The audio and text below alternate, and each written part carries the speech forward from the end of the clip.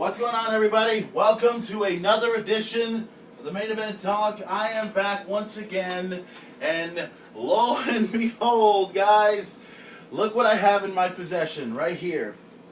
The most coveted trophy, and this is just me talking it out, me, the most coveted trophy in all of sports entertainment. The WWE Championship. This championship, as you know, well, there's been many other championships besides this one. There's another one I have, which is the World Heavyweight title. This championship's been held on to by many of the greatest WWE superstars of all time. Names like Hulk Hogan, the Macho Man Randy Savage, the Ultimate Warrior, Bret the Hitman Hart, Stone Cold Steve Austin, the People's Champion The Rock, John Cena, and of course the current WWE Champion CM Punk. And as you can tell, the belt is spinning. Whoa, no way. It's spinning right in front of you. Right there. And it's kind of messed up right now, but it's okay. It's been a while since I've had a chance to clean this whole deal. So welcome to this edition of the Main Event Talk, where the main event actually has his belt in front for all of you to see. I am the main event, and we are 6 days away, baby. We are 6 days away from the biggest WrestleMania of all time. John Cena versus The Rock at WrestleMania. It's going to be a tremendous deal. Now, let me go ahead and put this down for just a minute so that way I can do what I do best, and that's raise a little hell, create a little chaos. Now, as you guys know, we are 6 days away from WrestleMania. I know some people have been asking me, am I going to have the pay-per-view at my house? The answer is yes. I'm going to have it. I'm just having a little trouble trying to get my days off with, things that have been going on in my workplace and so forth. Also, a lot of things including let's see, WWE Championship, as I said, CM Punk will defend the WWE Championship against Y2J, Chris Jericho. You also know about Sheamus going one-on-one against Daniel Bryan for the World Heavyweight Championship. The end of an era is coming to a close in 6 days when Triple H goes one-on-one against The Undertaker at Hell in a Cell with Shawn Michaels as special guest referee. Also, a few other matches in particular. Randy Orton one-on-one against Kane. That's going to happen. You also got Team Laurinaitis going up against Team Teddy. Now, that team has not been officially set just yet. We know the match is going to happen at WrestleMania.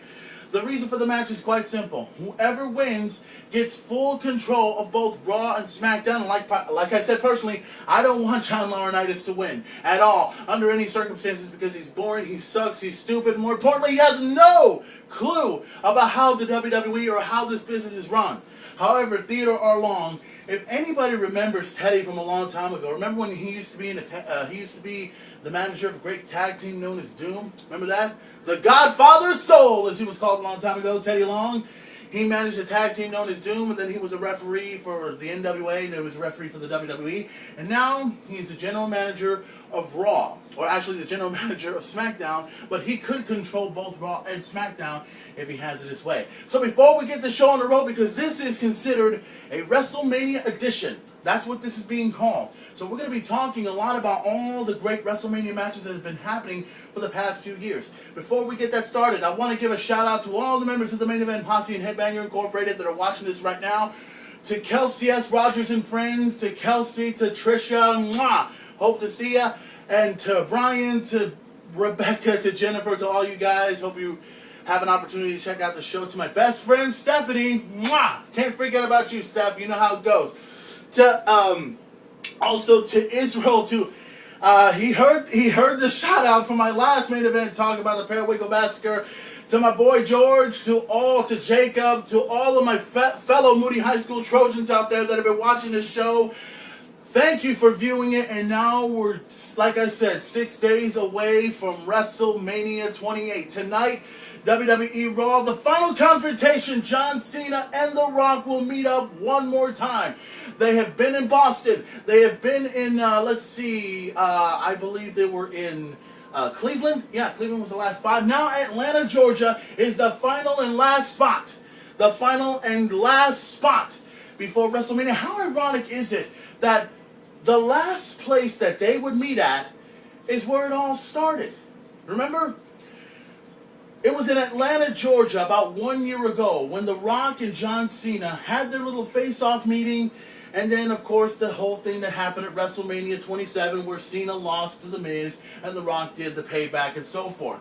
But it was at Atlanta, Georgia, at 1 year ago when The Rock was challenged by John Cena to face him off in a one-on-one confrontation, but The Rock, and I think in my infinite wisdom, I would probably say The Rock would have agreed to the match, but I thought that when those two faced off against each other, I thought it was going to be at the next pay-per-view. But instead, history was made.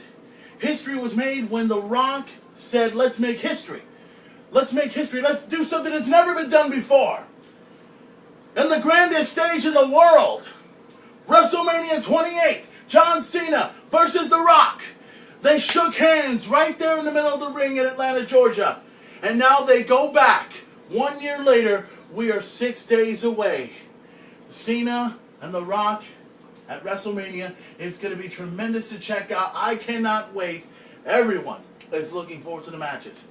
Now, WrestleMania, as you know, is the biggest event in sports entertainment history, or the biggest event in professional wrestling history. As many of it is called as the Super Bowl of professional wrestling. A long time ago, WrestleMania, when it first started, remember the first WrestleMania that happened? You had Hulk Hogan and Mr. T going in a tag match against Mr. Wonderful Paul Orndorff and Roddy Piper. And I believe, Superfly Jimmy Snuka was in one corner. And I believe Randy Orton's father, Cowboy Bob Orton, was right there in the other corner. Remember the cast? Remember that?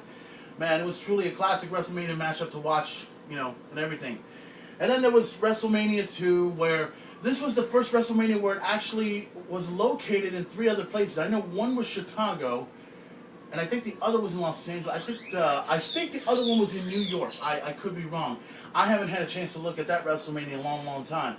And then, of course, the ever-classic WrestleMania 3, my personal favorite of them all. WrestleMania 3 in the Pontiac Silverdome in 1987. Hulk Hogan versus Andre the Giant for the WWF. Let's call it that way. The WWF Championship.